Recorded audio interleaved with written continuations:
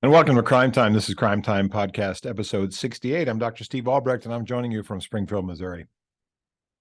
Well, this episode of Crime Time, I'll be talking about the court filings that came out yesterday from the Idaho quadruple homicides that happened in November 2022, which resulted in the arrest of 28-year-old murder suspect Brian Kohberger. Now, of course, as they say on TV, everyone is innocent until proven guilty, and so we're going to use alleged suspect for Brian Kohberger.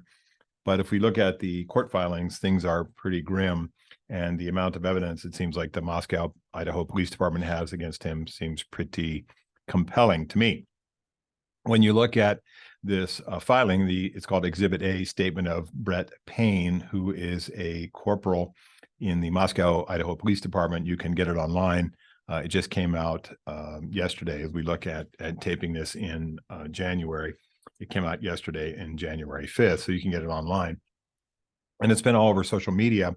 And it talks about not only the police department's response to this crime scene, this horrific crime scene that happened, but also some things that were pretty disturbing if you look at it not only from a parent's perspective, but kind of a generational one as well, which is that one of the people inside this house where the murder happened, these four murders happened, actually encountered this suspect, the alleged suspect of Brian Kohberger here, in the house, dressed in dark clothing, and was so terrified, apparently, from the affidavit here, that this person did not call 911. I'm reminded of a crime case that happened in San Diego, and this was back a few years, where the victim was living in Pacific Beach, the beach community of San Diego, which there are several, and was sleeping in I think on the couch of this small apartment in Pacific Beach down by the water, and this female had a female roommate in the other bedroom. The door was closed, and the female was in one room and the woman that was sleeping on the couch was in the other when an attacker entered the room. During this time span where there was an attacker in the living room with her, standing next to her, who ended up sexually assaulting her or attempting to sexually assault her. I can't remember whether he completed the act. She texted her roommate. She texted a roommate and said, "There's a stranger, a guy in the house, and I'm afraid," basically, words to that effect. And you say, okay, well, why would a woman in her 20s, young 20s, who is living in a house with another woman in her young 20s, why would they not call 911? Why would the first roommate not come out screaming with something heavy or sharp to try to help defend this person or scare off this guy until they could call 911 and get the police en route? I don't get that. I still am scratching my head about that issue as it compares to the woman, I think it's a woman, inside the house of this crime scene that did not call the police once she encountered this suspect, who it turns out to be, they believe, Kohberger, based on the DNA evidence he left at the scene, which we'll talk about. Why would you not call 911 as soon as it was safe to do so? And I think she called 911 the next day. So is it because people are so afraid of the circumstances that they're just paralyzed with fear? Are they so afraid of the situation that they find themselves in that they forget how to dial 911? I've seen that happen in emergency situations. People can't remember their address. People cannot remember the name of the business they're in if it's a company. It's very possible, under the extreme stress of a life-changing, life-threatening situation, that people forget even the simplest things. So the idea that this young lady did not call 911 immediately after the suspect left is just a puzzle to me. And that's just something that will come out, I assume, in the conversation as we go forward from this.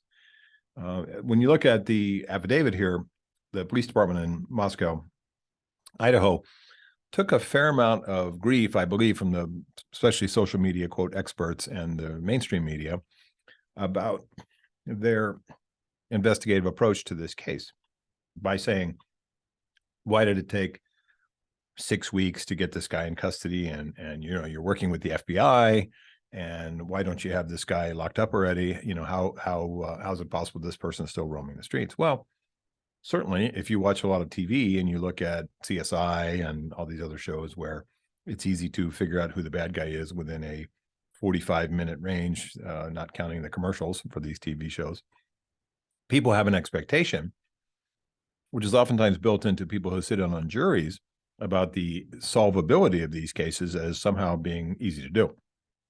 We know that some crimes, murders especially, sexual assaults as well, and other things that involve perhaps a transfer of DNA, where a burglary suspect cuts his thumb and leaves blood, a blood-stained thumbprint inside the house, that the technology now exists that we can locate not only people who match a DNA by putting them into this thing called a CODIS, which is a database for DNA, especially for sexual assault perpetrators, but also we can use DNA to eliminate certain suspects who have given their DNA as part of an investigation.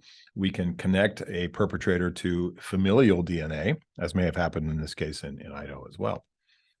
So the benefit of DNA is certainly that it has brought back to life cold cases that have been 30, 40, 20, 10 years old that have blood samples that can now be tested, and this person's blood, the suspect's blood, can be put into CODIS and see if we get a hit. And look at all the other ways that people may have DNA, either in the military or some other way that they're in a database that the feds can get access to.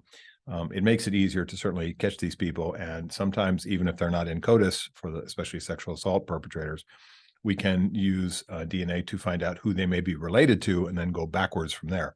There's some pretty good TV programs on these days that look at the forensic nature of these DNA cases, where it's amazing how even a small blood stain, a blood drop at the scene, the suspect's saliva on a cigarette, the suspect's saliva on a drinking straw from a soda, their saliva on a soda can be captured and analyzed and used to catch these people. And so the DNA evidence in this case comes from where allegedly this perpetrator left a bloody scabbard for a K-bar, Marine Corps K-bar knife that we think is the murder weapon, which has not been recovered yet, the murder weapon itself, but the scabbard, the leather scabbard, had a blood stain on it. And so when we look at the value of DNA from the solvability piece, it's phenomenal. The problem with DNA, as we look at it, is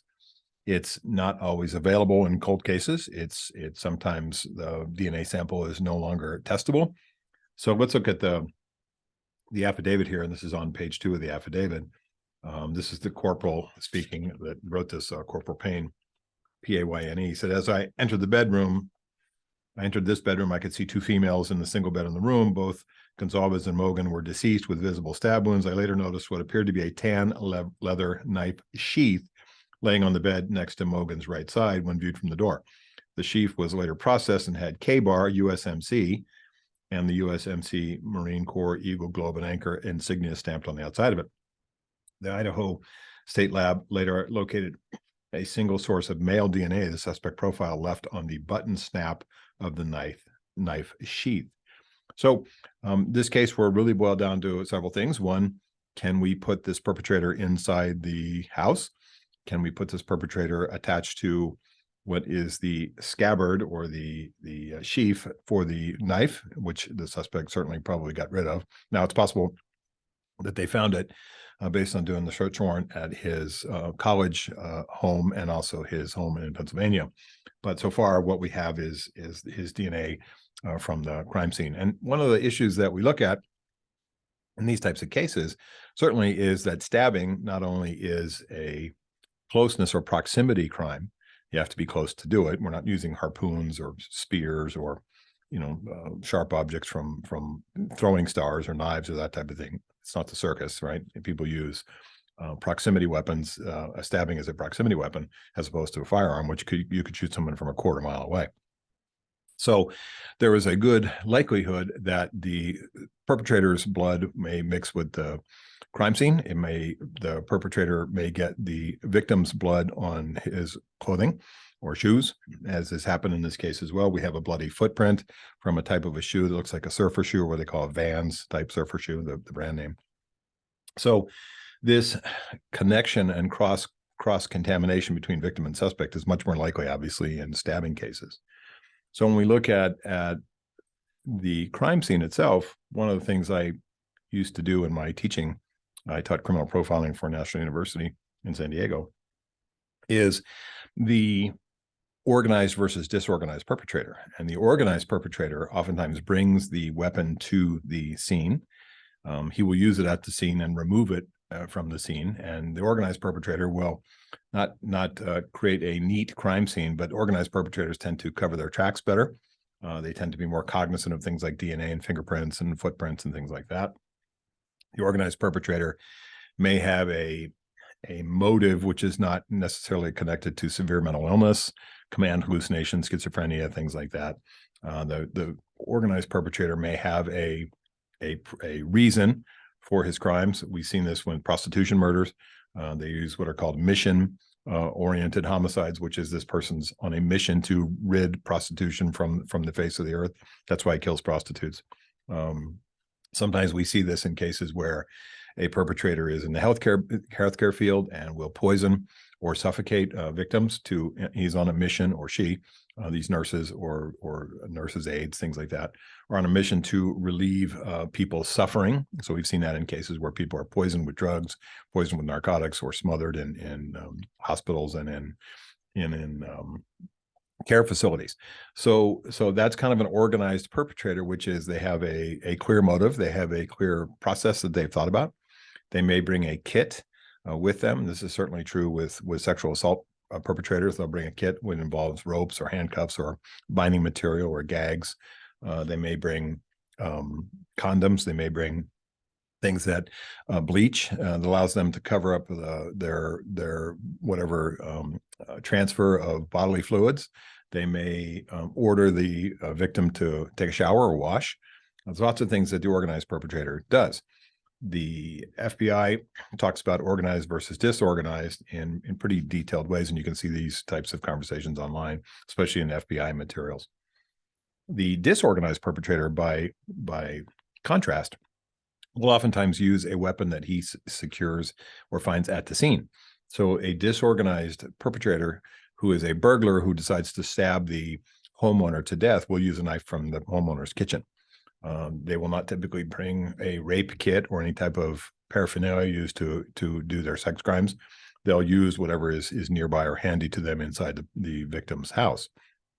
The other part of the disorganized crime scene is that they will make a mess, and there will be blood and transfer of DNA, and there will be no attempt by this person because of either mental illness or because of rage, or they're not thinking clearly during the commission of the crime, to cover their tracks or to make any kind of ways to cover the police response would be more difficult because this person has taken away items. They'll leave condoms there. They'll leave items of clothing which are from them. They'll leave things that they've stepped in or touched. They'll leave their fingerprints. The disorganized perpetrator is oftentimes much more easier to capture. So when we look at these cases in these horrific mass murders, and this is a mass murder, 4 or more people, and we look at the public outcry and we look at the response by the police, it's going to be multi-jurisdictional. It's going to be law enforcement from local. So it'll be the Moscow PD, it'll be Idaho State Police, it'll be the FBI, because we want to pool the resources that are necessary to bring in all parts of the scientific part of this investigation as well. And one of the things that they did was they were able to, once they located who this suspect Koberger was, they were able to track his cell phone use, including the fact that he turned his cell phone off during the time that we allege that he was doing the crime, so as not to be pinged by the cell phone towers. But they're able to track his movements around the campus and where he lived and around the house, and his movements near the address on several occasions were able to be tracked by forensic technology for the cell phones. So when we look at a couple things that perhaps crooks don't think about, one is that not only do we have the cell phone technology to locate within, I think, 100 feet or even less where somebody is based on the pings of a cell phone, but also that everybody nowadays seems to have Ring doorbell cameras or video cameras for their business or video cameras outside their home or surveillance cameras that are attached to their storage facility that this person runs or something like that, where the suspect or perpetrator may be walking by or driving by. And one of the things now that's different than when I was in the cops was that the clarity of these images, first off, is very good. It's quite good. These images can be captured on video and taken to a forensic examiner and be blown up and make really crystal clear photographs. We see pictures of people that are quite clear that we can do facial recognition software for to help identify them, as well as just creating types of photos that patrol can carry or investigators can use to show to witnesses and things like that. The technology is quite good. And the technology is also quite cheap because we have so many people using videos in some fashion or form around their home or their business. We also have people taking video of situations that they come across. They may come across something they find that looks like a crime in progress, or they come across some sort of confrontation or fight between people. And we'll see 30 people with cell phones taking video. One of the things we look at from the police perspective is, can we get people to come forward? And this often happens in these cases as well, especially serious assaults or sexual assaults or homicides, or daylight robberies of jewelry stores, things like that, where the witnesses can come forward and say, I've got 4 minutes of video on my phone here, and they give that copy to the police, who can use that to investigate the case. Those things did not happen, of course, back in my day, and it's much easier now to create really, really solid imagery of the perpetrator and the actual crime taking place from store video, cell phone video, surveillance video that exists out in the world. The other part of this case, which I thought was interesting, was how the police, both in Moscow, Idaho, and around Washington State University, where this perpetrator is alleged perpetrator has gone to class, is that they were able to figure out the car driving by, this white Elantra driving by, was passing by the suspect was passing by a number of locations that were captured on video. And one of the things that we saw in the affidavit, which I thought was really powerful, was the smallest thing of a police officer from Washington State University did a database check for white Elantras registered at Washington State University, which is about 8 miles from where the crime scene was. And so this is on page 9 of the affidavit. On November 25th, 2022, Moscow PD asked area law enforcement agencies to be on the lookout for white Hyundai Elantras in the area. 4 days later, on November 29th, Washington State University police officer Daniel Tiengo, Tiengo, queried white Elantras registered at Washington State University. As a result of that query, he located a 2015 white Elantra with a Pennsylvania license plate. This vehicle is registered to Brian Koberger. He puts his address here, which is approximately 3/4 of a mile away from the intersection of Stadium Way and Cougar Way, the first camera location that picked up the white Elantra that was, they think, was at the crime scene. So they were on to Koberger's car pretty quickly, and they were on to him as a suspect fairly quickly. Once they narrowed it down and got closer to who this white Elantra might be. Once they figured out who he was, then it was a question of tracking his movements. And that was the cell phone call part came in with support and help from the FBI, and also looking at where the car passed based on the various video captures that they had seen.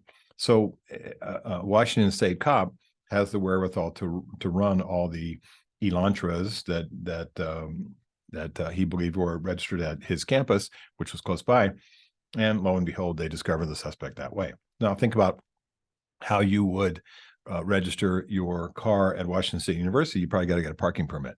And the PD may have access to your license plate from giving you a citation or giving you a parking permit or towing the car away or some other issue where they came in contact with the vehicle and the car. So kudos to Washington State Police Officer Daniel Tiengo for his help in this case to really narrow down the white Elantra, which turned out to be driven by this suspect, Brian Koberger. So if you look at this affidavit, there's a lot of discussion about Kohberger, his car, his residences at Washington State University near the campus there, also the movements to get him around the crime scene in various times via his cell phone, the videotapes, video surveillance they had, and also the fact that they were able to get out to his home his parents' home in Pennsylvania and do a search warrant there, and do a search warrant at his residence in Washington State University campus. So if we look at all these things together,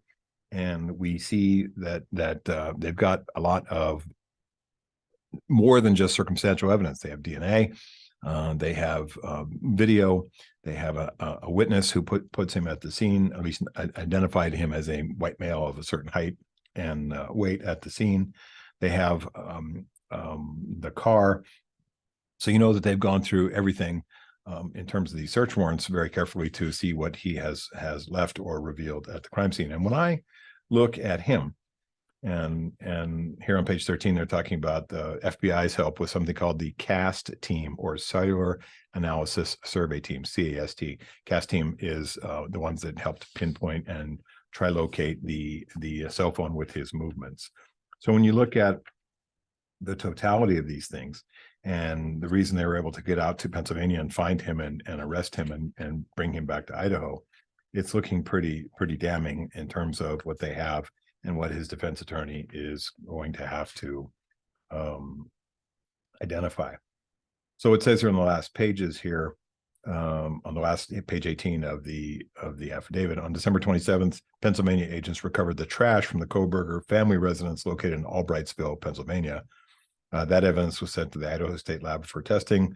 The next day, on December 28th, the Idaho State Lab reported the DNA profile obtained from the trash and the DNA profile obtained from the knife sheath left at the scene identified a male as not being excluded as the biological father of the suspect profile. At least a 99.9998% of the male population will be expected to be excluded from the possibility of being the suspect's biological father, meaning they've got this guy on DNA. As a result, they asked for an arrest warrant for burglary and 4 counts of murder for this suspect, Brian Kohberger. Now, you say to yourself, why would they, and maybe you know this from your own understanding of how crime cases work through the penal code, why would they have a burglary charge added to this, which is very common in these types of cases where there is a sexual assault or a murder or something like that, where the person enters the dwelling, and that's the description of the definition in the penal code, enters the dwelling with the intent to commit theft or any other felony. So if someone goes into a house and sets it on fire, they're arrested for arson and for burglary. Somebody goes into a house, sexually assaults somebody, they're arrested for burglary and for rape, meaning they entered the dwelling with the intent to commit a theft or any other felony. And so obviously this guy's looking at 4 death penalty cases for the murders that he did, but that's the reason they arrested him not only for the murder, but also for burglary as well. So when we look at this case, it's sad, and we are hopeful that this perpetrator is the right one, and we are hopeful for the families that they get, and this is the phrase that we always hear, but it's true, to get some small piece of closure. They interviewed one of the fathers, I think, of one of the female victims in this case, and he said, I hope this guy gets the death penalty, because that's what justice is to him. And the idea that this guy sits in his jail cell and eats his vegan meals and watches TV and reads books and things like that, and is not held accountable for what he does, that's not what this father wants. He wants this person put to death. And Idaho has the death penalty. Chances of it being used anytime soon seem fleeting, not possible anytime soon, but at least from the standpoint of the police work involved here and what's happened in this case, the cell phone tracking, the surveillance videos, the DNA testing, tracking his movements from Washington all across the country as he traveled back with his father back to Pennsylvania, doing a search warrants at the Pennsylvania family house and doing a search warrant at his residence. I can imagine that there is a lot of crime scene evidence here that the cops and the forensic investigators can put him at this crime scene, and that's what they're attempting to do. As usual, in these cases, as we see the suspect's family, who is made a statement as, we believe our brother, our son, he's going to be exonerated. They have the wrong guy. And I would say that's the usual things that parents say, the usual things that siblings say in these cases, but the DNA does not lie. This is not O.J. Simpson time, where DNA was still suspect scientific evidence. DNA has been used thousands and thousands of times for accurate criminal convictions. It's also been used to exonerate people. It's also been used in cold cases to let people out of prison or jail who have been falsely arrested. It's been used in sexual assault or murder cases where the suspect is not the person that's in jail. And so DNA, the fence, it goes, how we say, the door of the fence swings both ways, the gate, meaning that it can be used to prosecute and it can be used to correct prosecution errors. And the value of DNA these days is the science and the technology is really first rate. It's really caught up. So when we look at this case, I'm hopeful that the FBI, Moscow police, the Idaho State Police have done their level best to get the absolute right perpetrator. And if you read this affidavit, which is online, you can get it. It sounds like you certainly can feel the same way that they've done the right thing. So now let's talk about one of my favorite parts of Crime Time, the stupid crook of the week. Crime Time's stupidest crook of the week is where I get to talk about some of our dumbest criminals who managed to get themselves arrested based on their monumental stupidity. Okay, let's cut over to Florida. And sadly, a lot of things come out of Florida. I like to go to Florida. I enjoy being down in Florida. I was there over the holidays, but a lot of stupid crooks live in Florida, and maybe that's a good thing. 2 burglary suspects were caught in the act when one made an odd 911 call to get help, quote, moving their belongings from the crime scene. This is according to the Polk County Sheriff's Office in Florida. The couple also asked for a ride to the airport, the sheriff's office said in a news release. This happened on New Year's Eve. The investigation began after a Dollar General store was burglarized at 1 a.m. in a place called Point Siena, Florida. It's about 35 miles south of Orlando. While reviewing the security video, the sheriff's office said a deputy recognized the suspect. Later that day, deputies responded to a residence after a 911 call was received, but nobody spoke. That's common. People sometimes dial 911 by accident. Deputies went inside to make sure everything was all right. That's kind of a check the welfare thing that the cops do. And they found the suspect and his girlfriend, neither of whom had ties to the house. The 2 were arrested for burglary. And during questioning, the woman admitted that she was the one who called 911. She said she called 911 for the purpose of having law enforcement assist them with moving their belongings from the house, the one they were burglarizing, said the sheriff's office. And they were trying to get a ride to the airport because they wanted to go to New York for the New Year's weekend. Detectives charged the man with theft and 2 counts of burglary, 1 count for breaking into the home, and the other for breaking into the Dollar General burglary, and his girlfriend was charged with burglary of the home. Now, the sheriff's office said the deputies did help them with their belongings and did give them a ride, but it wasn't to the airport. So they certainly impounded their stuff and took them to jail. So that's our stupid crook of the week. Let's test your Crime Time crime quiz IQ with this week's crime quiz question. Okay. Where, and bonus points here, where and when was the first 911 emergency call made? Okay, it's probably not where you think. It was Alabama.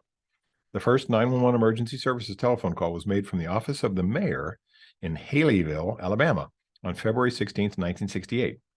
Earlier in the year, AT&T, which had a near monopoly on the telephone industry at the time, had announced its plans for launching the service from an Indiana exchange. The Alabama Telephone Company, an independent entity, resolved to beat AT&T to the mark and chose the Haleyville exchange to launch a successful effort to be the first 911 call, which, with much fanfare, Alabama House Speaker Rankin Fight placed the first 911 call in the nation to United States Congressman Tom Bevel, who I'm assuming is from Alabama, who answered inside the Haleyville Police Association. Or I'm sorry, police station. So this comes from the Alabama Historical Association. And this was the first 911 call made in the United States, 1968, Haleyville, Alabama. Now I'm guessing, because I didn't know it, you might have not known that as well. So that's our Crime Time quiz. This week's Crime Time safety tip is really a simple one. And it's based on the concept that some people take for granted, which is door locks. And let's talk about, from a safety perspective, how useful door locks are. And I'm not just talking about door locks for your home, which are important, certainly, but how about window locks? And how about locks for your car? And how about locks for the things that you own, like sheds, or if you have a camper or a motorhome? So think about how we sometimes get out of the habit of locking doors. And you say, well, nothing bad's ever happened. No one's ever come in here. If you have as I do in my house, a breezeway door that leads from the garage to what we call the cat room in our house where the cats stay to the house, those doors need to be locked as well. So at nighttime, people perhaps are more vigilant about locks, but think about if you're sitting at a light and is your door locked for your car? Think about as you are taking a shower or getting ready for bed, are all the locks in your house, apartment, mobile home, are they all activated? And we get religion about this. We get serious about these things after something horrible has happened. So locks are not perfect. They don't keep out everybody. But when you think about deterring, denying, or delaying people, say that 3 times fast, you have a better chance of having your locks activated and in place if you are thinking about them for your outside doors, if you have a door that leads into your garage besides the main garage door, if you have side garage doors, shed doors, things that you own that you have stored somewhere, locks make a big difference. And sometimes people don't pay attention to using locks if they get into a convenience versus security trade-off. And we don't want to trade off security for convenience. We always want to be on the side of using whatever lock or security device we have. Even small ones can make a big difference in terms of slowing somebody down. So that's our Crime Time safety tip of the week. So you can always reach me at my website at crimetimeradio.com, or you can send me an email. You can connect with me on Twitter. I'm at Dr. Steve Albrecht. So that's Dr. as Dr. Steve, and then Albrecht, my last name, Albrecht. So we're at Dr. Steve Albrecht on Twitter. And I'm also at Dr. Steve Albrecht on LinkedIn. You can find past episodes of the show. We've had a number of guests over the almost 70 shows that I've done on YouTube, and there are lots of great examples of various crimes and safety and security and experts in the field and people that work in or around law enforcement or security that you can find on YouTube. So in our world, there are sheep and shepherds and wolves, and too many people are sheep and too few people are shepherds. There are a lot of wolves out there. There are not enough police officers or sheriff's deputies to protect us all. And so you need to be a shepherd. Take care of yourself and protect your family and your loved ones and your friends and your coworkers. Pay attention and be prepared to defend yourself with legal force if necessary. Be a good witness for the police if you see a crime. And stay safe and aware and alert, both at home and at work and at school if you're at school and even on the road. So thanks for listening to this episode of Crime Time. I'm Steve Albrecht, and thanks for listening to what I know is right.